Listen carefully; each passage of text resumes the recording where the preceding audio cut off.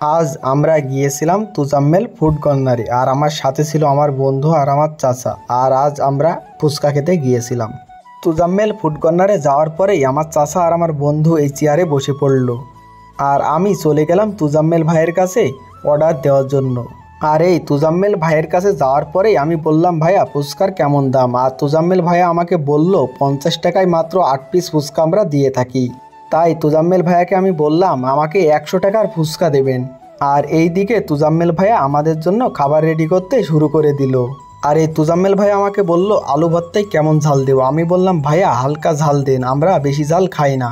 তাই এই আলু ভর্তায় তুজাম্মেল ভাইয়া হালকা ঝাল দিয়েই আমাকে একটি রেডি করে দিল, বলল যে আপনি খেয়ে দেখেন। আর এই দিকে আমার বন্ধু আমার হাত থেকে কেড়ে নিয়ে সে সাথে সাথে মুখের ভেতর পুরে ফেললো।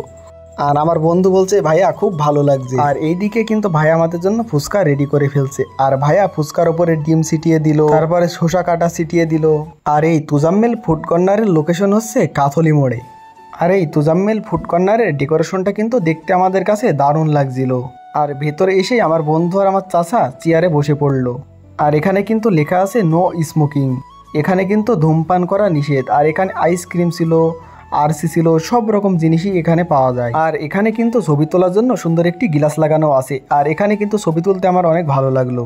আর এইদিকে কিন্তু ভাইয়া আমাদের জন্য খাবার রেডি করে নিয়ে চলে আসলো। আর এই ফুচকাগুলি দেখতে কিন্তু আমার কাছে দারুণ লাগছিল।